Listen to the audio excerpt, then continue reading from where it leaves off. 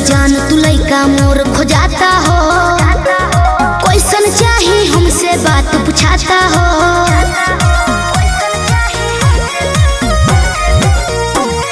सुन लो जान तू लइका मोर खोजाता हो, कैसन चाही हमसे बात पूछाता हो। का जाने कैसन मिली मोर बर घर, तू ही बतावो ना करी हम का।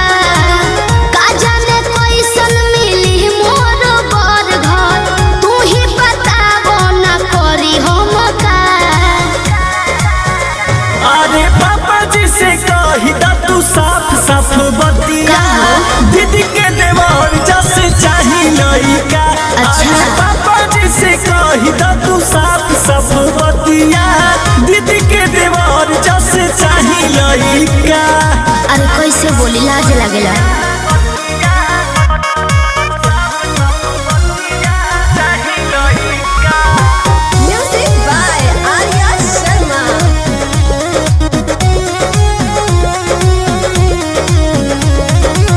पापा से डराई सोचिला लगाई, मम्मी से कही के वो पैया हो।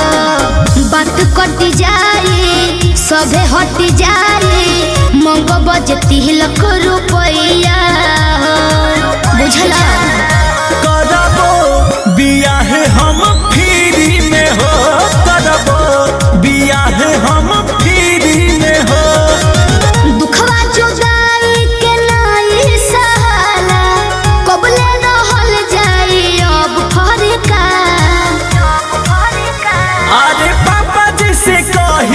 साफ साफ बतिया दीदी के देवर जस चाही लइका। पापा जी से कही तू साफ साफ बतिया दीदी के देवर जस चाही लइका। अच्छा ठीक बा, कोशिश करत हनी।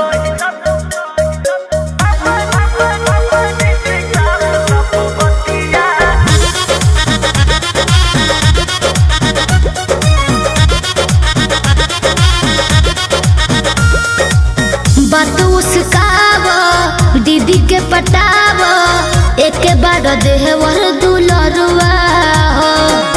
देर न लगाव दिन धरवाव, जीजे जीवन जई है अगुआ हो।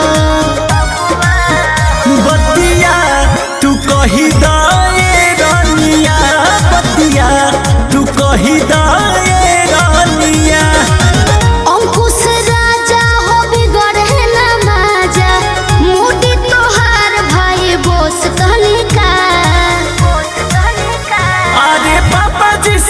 कही तू साफ साफ बतिया दीदी के देवर जस चाही लइका।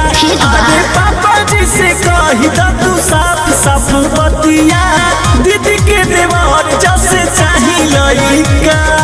अच्छा कह देतनी।